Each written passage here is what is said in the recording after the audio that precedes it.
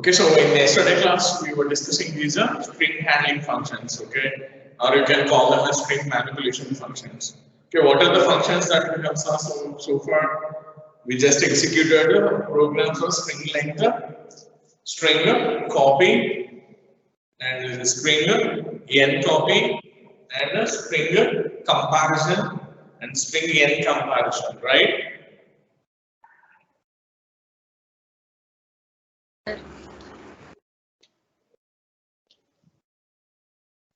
Master, please.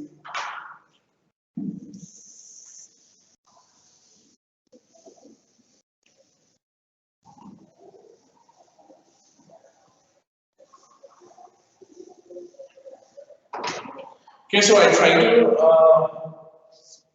give you some information about the remaining functions. Okay, so just look at these things actually. So we have so far discussed all these things: str and CMP, and there is a str ICMP, or you can call it as str CMPI. Okay, so what is this function is actually? So it compares the two strings and ignores the cases. So in yesterday actually we saw that in a program actually if I have given my name in capital letters and in small letters, even though my name is Sinu, since we use capital letters for one string and small letters for another string, it's saying that both are not equal, right? Yes, sir. Okay, then so but if I use this strcmpI or stricmp, it ignores the case and it considers capital S and small s, capital E, small e, like all letters as same, ignoring the cases. So if I give my name in capital letters as well as in small letters, it says both are equal, right? Yes, sir. Okay, that is called stricmp or strcmpi. It simply ignores the cases and treats the capital letters and small letters as the same. Okay, and coming to this strchr, you can just look at the name and you can guess its functionality. So, what is an strchr? STR stands for string, CHR stands for character. So this function is used to find whether the given character is present in the string or not. Did you get my point? If I do something like this, STR, CHR, okay, in Sinu, if I give E as input, okay, so it gives me the first occurrence. This compares with first character. This is not A, it compares second character. Since this is A, it returns this place index value or address. So remember that it doesn't say that yes or no. It doesn't say that present or not present. If the character is present in the strings, it returns its position address. Okay, so it returns this address. So if I want to use this function, I should have some pointer to take that address, because who are having the capacity of holding the addresses pointers. So I have to declare a character pointer for this, like this char star p. Then I have to write p equals to strchr, your string, and t. Okay, so you can write the strings directly like this, or you can declare some string and you can get it from the user. Like how you can do that actually? So if I want to write a program for this actually, I can do something like this. I will declare an array like char name with 10 or something, right? Then I'll take char ch.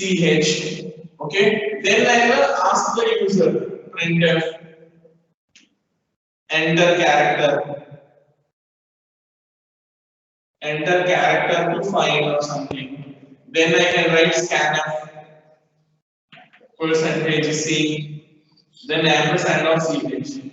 That's how you read the character, right? Then what I'll say that printf, okay, enter string.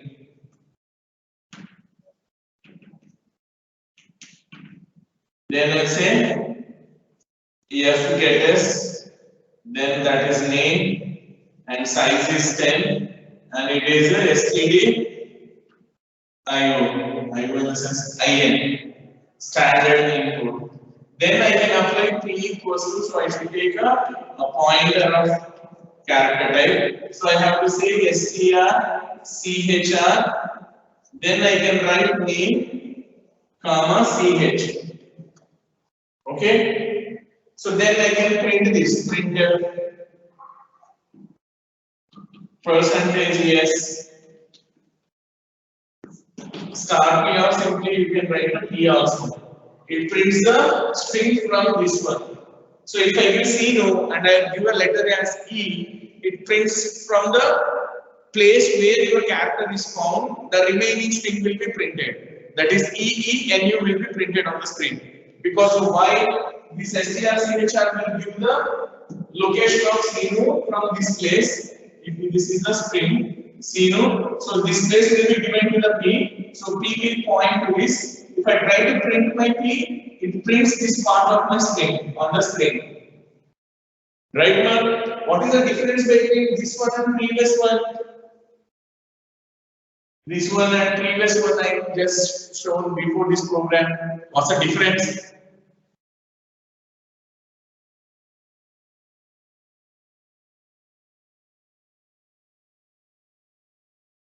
Is this same or it's different actually? First నేను చెప్పిన example దీనికి ఏమైనా difference ఉందన్నా లేదా?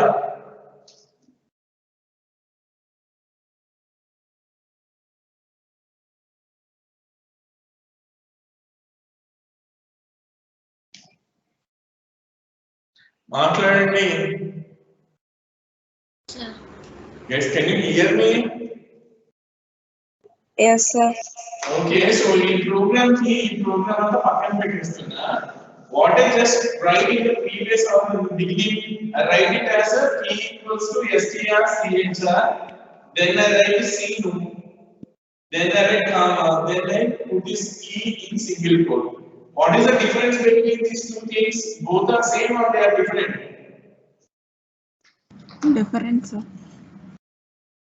So what is the difference? ఇక్కడైతే నేను fix చేశా name అంటే C ను లెటర్ అంటే E అని చెప్పి ఇలా రాస్తే ఏంటన్నా you are having a facility that every time you can give a new name and a new letter to find it out, right? Yes, sir. This is like more generalized form so that you can execute this program again and again by giving a new name and new character every time. ముందే రాసేస్తే ఇలా ఉంటుంది ఎలా అయినా రాసుకోవచ్చు. ఇదైతే ఒక్కసారి ప్రతిసారి equal marks కావాల్సి వస్తుంది. అదే ప్రోగ్రామ్ ఇలా రాసుకుంటాం అనుకోండి కదా. Every time when you run the program, you can give a different name and different character to find it out. Right, man? Yes, sir. But remember that the logic is you have to that finds out your character starting from the first character. It compares with the every character from the beginning, and whenever it finds the character in the string, it gives that a location address. So you have to have a pointer here, right? Okay, so what happens if the character is not found? Then it returns a null value. Then it returns the null value, right? Yes, sir. So if the character is found, you can get the first character. But here you can see that here I am having E in two places, right? Okay, which one I will get? I will get the first occurrence of my character. We will get the first occurrence of the character. Okay, I want the second E should be found. Okay, I don't want the first occurrence, I want this E. So in that case what I have to do is I have to apply str rchr, right? This one str rchr, right? So R stands for this middle R stands for in reverse. So what does that mean? You that searches for your character from the end, right? ఇక్కడ నుంచి మొదలుపెట్టి ఇలా వెళ్తుంది. ఇలా వెళ్తుంటే first ఇక్కడ దొరుకుతుంది కదా. సో దీన్ని ఇస్తుంది అన్నమాట ఈ. అర్థమైందా? So you can use this str rchr to search for your character from the end towards the beginning. So in reverse direction. You get my point? Yes, sir. So that's about this strchr. Okay, strchr, strrchr, right? Okay, so we will see these programs later. Just listen to the concept so that you get the concept right. Then we can write the programs for all these things. Right now, so then what is called strREV? That's easy. strREV. So strREV is used to reverse your string. Your string will be reversed, right? Yes, sir. And this one str. So if you are just thorough with this concept strchr, you can easily guess what is its used for. Can you guess that? str. It finds a string in string. Very good. It finds whether you are the given string or a substring present in the main string or not. Okay. If I say that str, and here it is Sri Vishnu, you can search for Sri or Vishnu. So in this case, what we are doing actually, so here also you have to have a character pointer. Your pointer should be a character pointer. So it searches for the word Sri, whether it is present in the first string. So what does it mean? If I want to tell you like this, a syntax or something, str is having two parameters. First one is the source string. Second one is the substring that you want to look for, right? Yes, sir. Yes, sir. So this is how you can do this, right? If your string is present, it compares this, it is present, it gives the location address in the tree, same. It gives address, it doesn't say whether that is true or false. It's not like Python to tell you that that is true or false. It gives the location address. So if the specified word is not present in the string, it returns a null value. So if your pointer is getting null value, means the particular substring is not in the main string, right?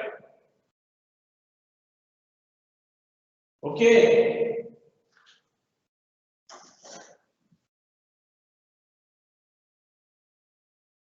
Then this is called strTOK, string tokenizer. String tokenizer. What do we mean by string tokenizer is something like this. strTOK. So this is also take the string first, like this Sri Vishnu. Okay, Sri Vishnu. I can give this like this. What is this now? Space. Okay, so I just gave the space here. I just give the space. So what happens is it looks at this string or takes this main string, and whenever there is a space is fine, okay, it divides that string into two parts. So Sri and Vishnu. Right? So what does it mean? String tokenizer means the function will divide your string into number of substrings whenever your specified character is present. Space issue ప్రతి చోట మనం identify చేస్తే రెండు ముక్కలు చేస్తున్నాను. ఎన్ని space ఉంటే అన్ని పీసెస్ కింద. అలానే స్పేస్ అనే కాదు. You can give a character also. ఒక క్యారెక్టర్ ఇస్తే ఆ క్యారెక్టర్ దొరకగానే దాని ముందు ఉన్నది ఒక పార్ట్, దాని తర్వాత ఉన్నది ఒక పార్ట్. మళ్ళీ ఇంకో చోట దొరుకుతుంది, దాని ముందు ఒక పార్ట్, దాని తర్వాత ఒక part. So that's how it divides your string into number of tokens. You call them as a tokens. Tokens means substrings, right? Yes, sir. So that's called string tokenizer. Okay, and there is strdup. strdup, string duplicate. So what does that mean? String duplicate. It exactly creates a duplicate string of the source string you given and returns that string. So string duplicate is used to create a copy of your original string, right? Yes, sir. Okay, so there are some other functions also there. They are like very easy, something like this. So if there is something like str, LWR. You can guess it. What is functionality? STR, LWR. LWR stands for Lower. lower. So what is this STR, LWR is? For example, if I write something like this, printf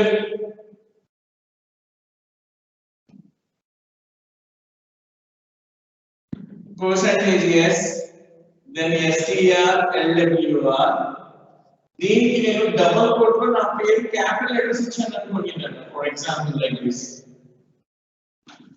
okay see this STR LWR taking my name as in capital letters, so but it prints that in the lower case letters. So whatever the capital letters you are having in your string, that will be converted into lower case. That is called the STR LWR. It's easy, right? So if you are having lower case, there will be another function. What is that? STR UPR, string upper. So what does that mean?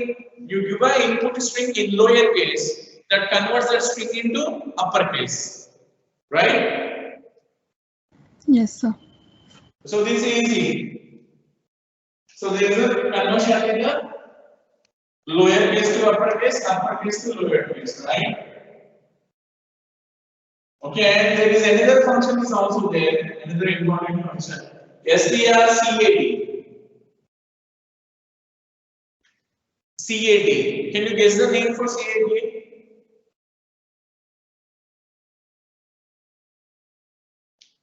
CAT stands for concatenation. What do you mean by concatenation, ma'am?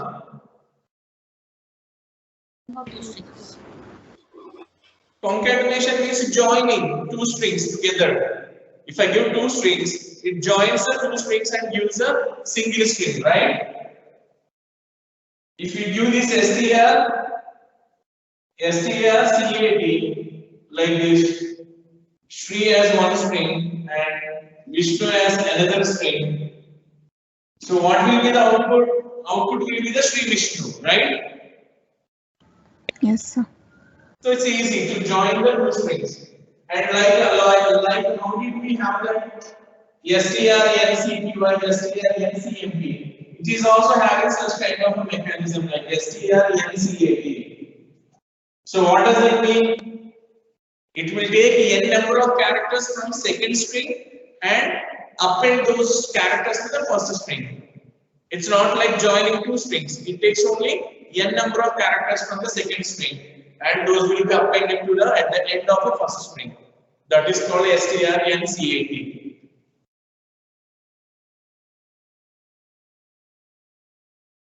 Okay? Yes, sir. So these are the various string handling functions. We almost discussed 16, right? Maybe in mid exams they will ask for some 5 string handling functions. Maybe in final exams, maybe they will ask for some 6 or 7, like that. But if you are thorough with all these string handling functions, you can select whatever you want to describe or whatever you want to put with so much data, right? So it should be like up to the based on the number of marks that you have allocated for that question, you can choose which one will be suitable for writing the exam, right? If you are having so much matter about a particular string, you can select, you can pick those 5 string handling methods and you can write them in the exam. That's up to you, your choice. Okay? Yes, sir. Yes, sir. Okay, so this is our all string handling functions now, right?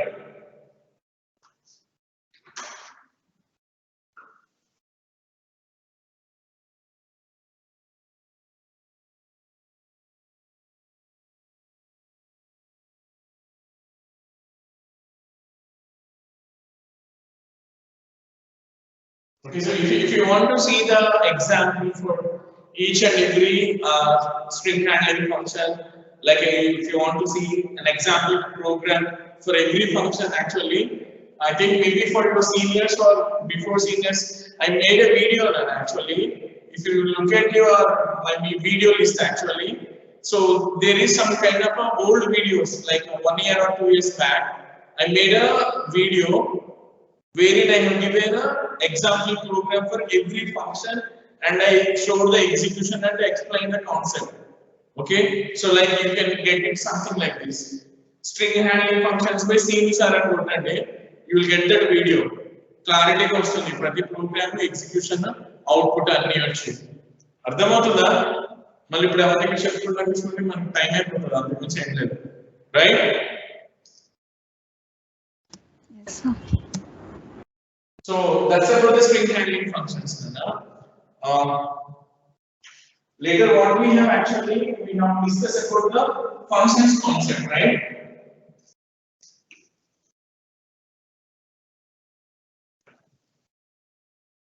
Did we cover everything about strings?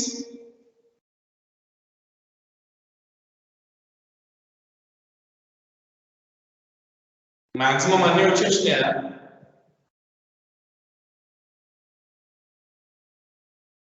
Yes, sir. Yes, sir.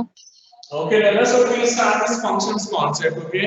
If I left anything, you can ask me, okay? I'll just explain it, no problem in that, okay?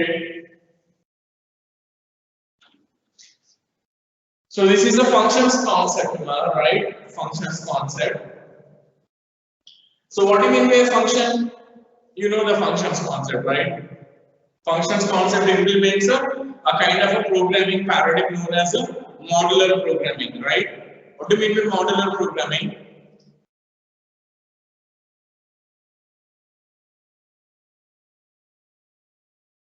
Yeah, you heard that it's Python also, cheppandi. Modular programming ante enti kada? If I take a problem A, Problems it's a big into smaller. problem, I can subdivide it into B, C, D, which are smaller problems when compared to the A. A is divided into 3 subproblems B, C, D. If C can be also divided into some other, I can divide them into something like this: C1, right? C2. If you can divide this, you can divide it into D1, okay, and D2. Right? What does that mean? We have taken a large problem and we identified that this large problem cannot be solved in a single stretch, or we say that it's not efficient to write a lengthy solution. It's better if there is a possibility, we can divide our large problem into smaller problems, and if further if that is possible, that smaller problem is further divided into even a smaller problems. This is how you divide a large problem into smaller problems. If I write a small course for these smaller problems, obviously they will solve the big problem, right? So I can call it as this is the module 1, and this is the module 2, module 3, and so on and so forth, right? So all these things are actually known as the modules. Okay, so try to write a program for these modules is called modular programming. Did you get my point? Yes, sir. Okay, so can anyone tell me what is the advantage of doing this?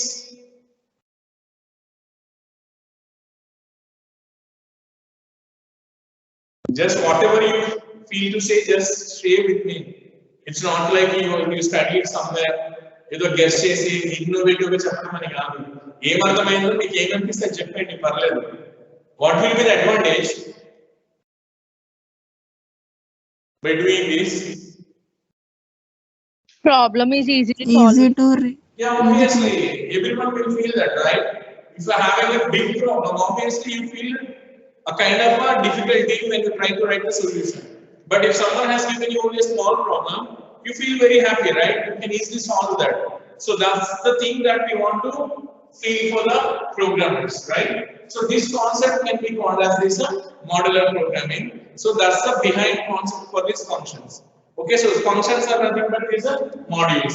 Each module is a function, right, ma'am? Okay, so coming to the function. Okay, what we have discussed about functions, you know, these definitions and all that. Can anyone define what you mean by function?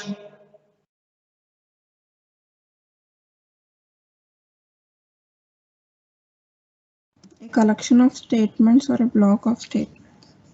Yeah, it's called a collection of statements or a block of statements. Then that's it. Or if something is remaining is left over. That will perform a task when you call it. Okay, those functions, those statements will perform a task when you call it, right? So if you want to work with a function, or if you want to your function will work for you, you need to call it. If you're not calling it, it doesn't do anything. The function will work only if you call it. So that's a key point here. So if you want to make that your function can work for you, you need to call it, right? Okay, that's one thing. And there is a concept called, we call it as a one function call another function. So what is the first function name? What is the second function name? Calling function and Calling function, called function. Very good. So first one is the one who is calling is called calling function, and who was actually called by the first one is called called function. Calling, called. Okay, so they want to exchange some data actually, right? This function one wants to give some value to the function two when it is calling. What are these values? Function one is sending to function two. parameter. Okay, you call them as parameters, right? You call them as a parameters. Okay, do you know that different category of function parameters? Actual parameters, formal parameters. Very good. We are having the two categories in that: actual parameters and the formal parameters. What are actual? What are formal? Parameters which are located in calling function. Obviously, the parameters which are in the function call, or whatever the values that is calling function is sending to the called function are called actual parameters. Okay, those actual parameter values will be copied into some parameters in the function definition. Those parameters which are in function definition and as well as in declaration are called as the formal parameters, right? Okay, can anyone tell me what do you mean by function declaration?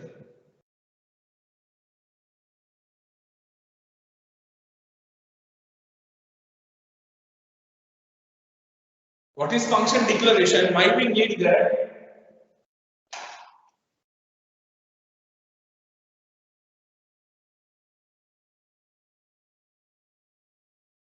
For example, if this is my program like this, I am writing a program like this, hash include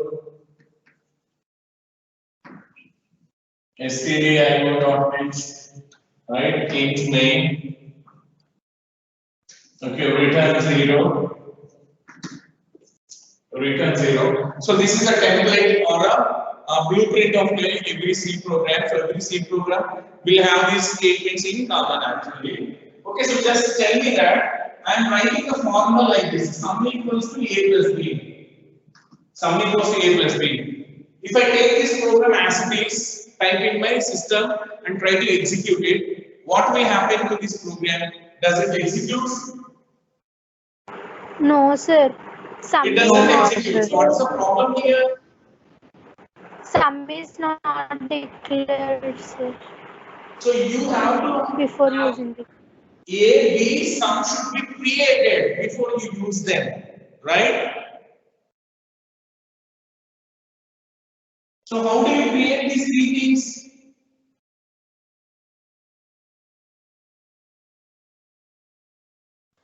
By using function declaration. By declaring them with some data type. How can I decide the data type whether should I use integer or float? How I can decide one? On the parameter. Because we are the programmers who are writing the program, and I know that for what kind of a values I will apply this program. For addition of integer values or for addition of float values or long integer, long doubles or double values. I know before that writing this program, I should use this program for addition of so and so kind of a values. So if I know that, I can decide what is the data type of my variables, right? If I want to add two float values, I will declare these variables as a float type. Float a, b, sum. If I want to apply only for integer values, instead of float, I write an integer, right? కొంచెం యాక్టివ్గా మాట్లాడండి కదా చేద్దాం. Yes, sir. Yes, sir.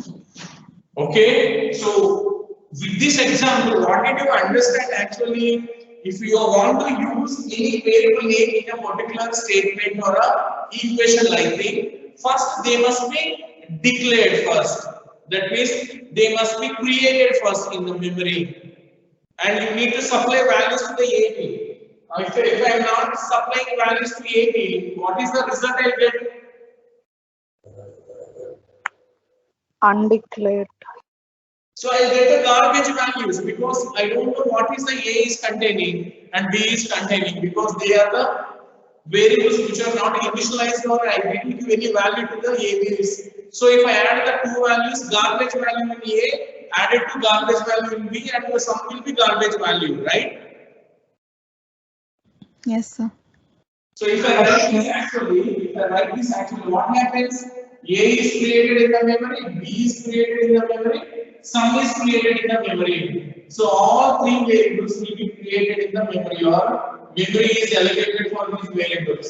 What is the process that we allocate memory for these variables? What is that process is known as? Variable definition, sir. Yeah, we call it as variable definition. What is the line? This is called as Variable declaration. variable declaration, right? If you declare the variables, your system will perform the definition, or that creates a memory for your variables. Okay, and if I am not giving any value to AB, they will contain garbage value. You add two garbage values, you will get a sum, which is a garbage value. That's not obviously you don't want that, right? Then if I don't want that, how I can do that?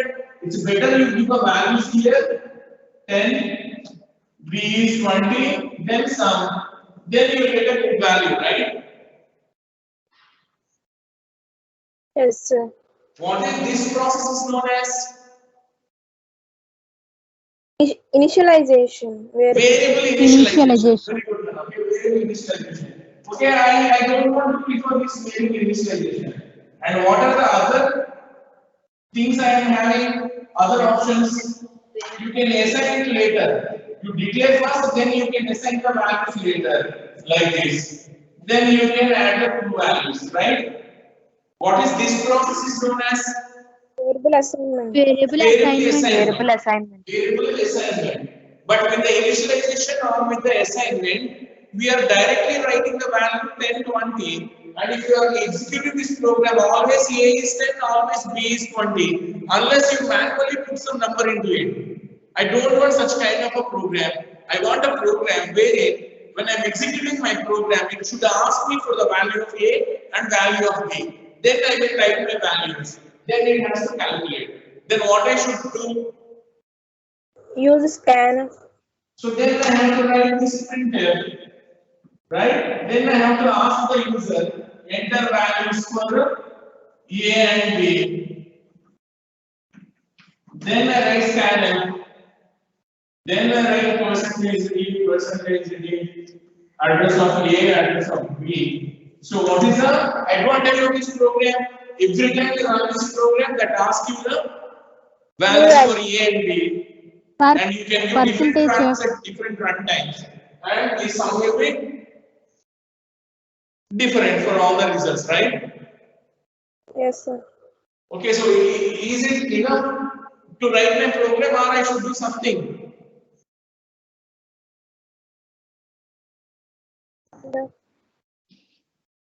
Is this enough, or I should add some statements to this?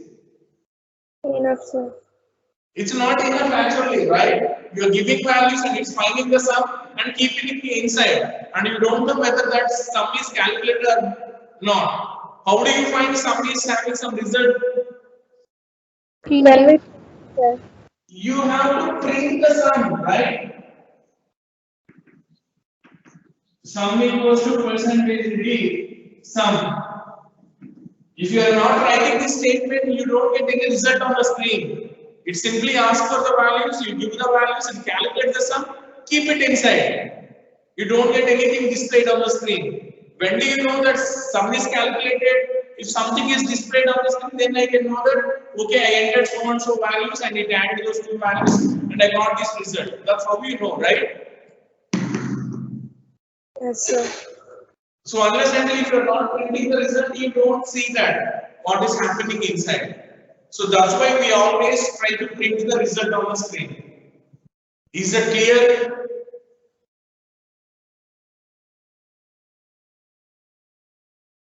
Yes, sir.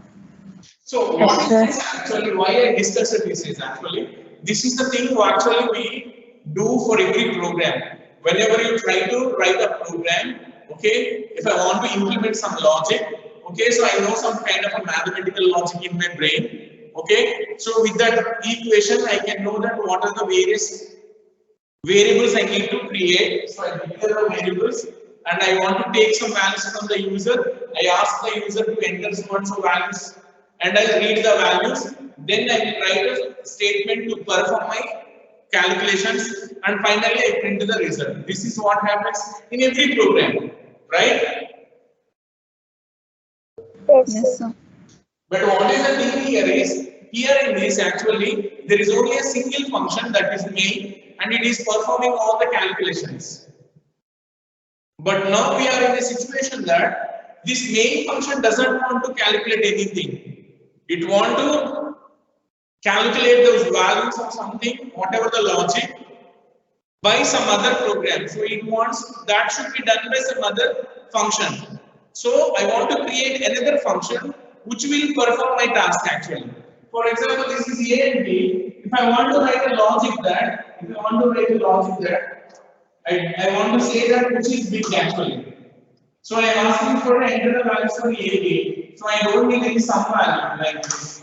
Okay, what I do? I say that if A greater than B, I say that printf A is big, right? Else printf B is big, right? So this is a small program for finding which is big among the two values given, right? Yes, sir. Okay, so in this particular program, actually the total logic is implemented in the main program itself, right? But now my task is I don't want to do this concept or whatever the calculation is. I want someone will do it for me. So that's what I need. So how can I do that? I will create another function. This main function will call that function and get the result back, right?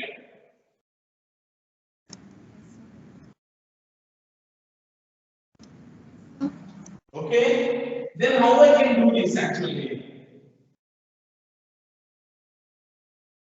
So how I can do this is, so if someone asks me to create a function, like I cannot directly use a function in my program. First it should be created, right? Like how we have created the variables. I cannot write some is equal to a plus b, or if I directly a greater than b ante కుదరదు. ఎప్పుడు కుదురుతుంది? When you declare the two variables, then that is valid. Similar to that, I want to create a function like this, int find, okay, int x comma into y, okay. Then I say that if x greater than y, I just return x. Else return y. This is the logic actually I want to implement. So I have written code something like this. Okay. So what here I am doing is, so along with this a b, okay, I will take some variable called big. So I write it as big equals to. I call the function find and I send the values a b. Then I print that printf percentage b is big. Return 0. Right now,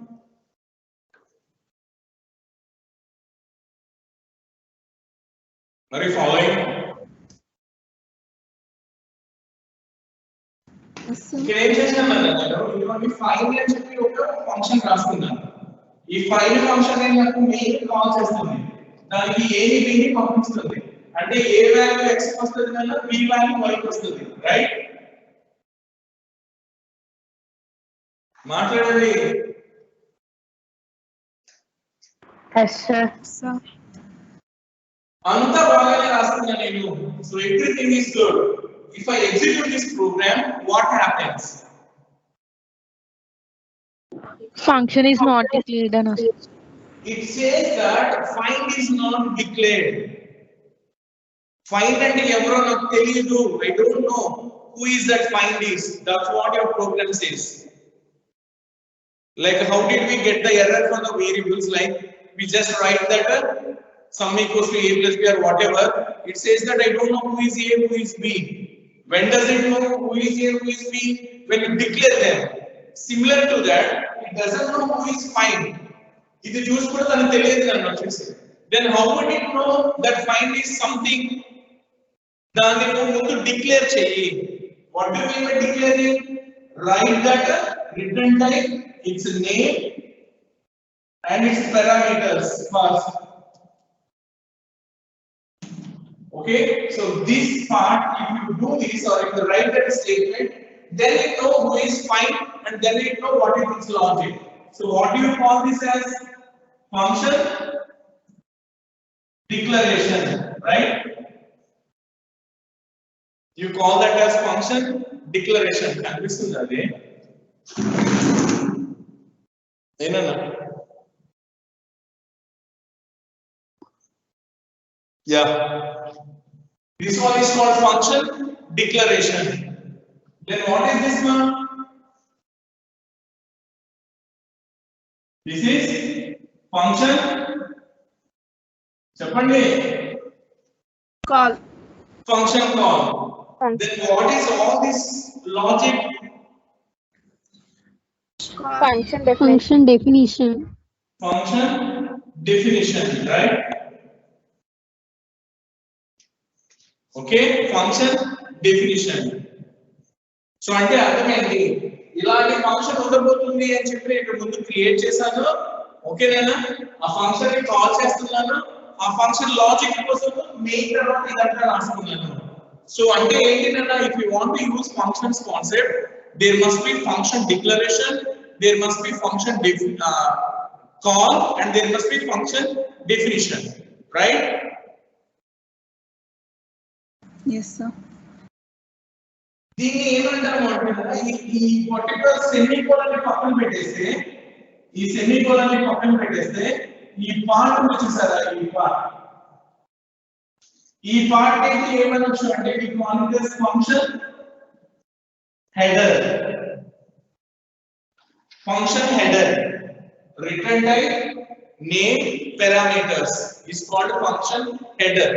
header కి పక్కన semicolon పెడితే function declaration అని, అదే header కి body రాస్తే function definition. This is how you can remember it. Function header కి body రాస్తే definition, function header కి పక్కన సెమీకోలన్ పెడితే function declaration. And some people will call function declaration as function prototype. So both are same, function declaration, function prototype. You get my point? Yes, sir. Yes, sir. Okay, this area are called the actual parameters. The variables in the function call are called actual parameters. These variables in definition, declaration are called formal parameters, right? Yes, sir. Actual and here these are the formal. Okay, Nana? ఇంకొకటి నాకు ఒకసారి ఏమనిపిస్తుంది అంటే I don't want to use a declaration, but still I want to execute my program. I don't need declaration part, but my program should be executed. How it will be possible? You can write this entire thing. You can write this entire thing in place of this.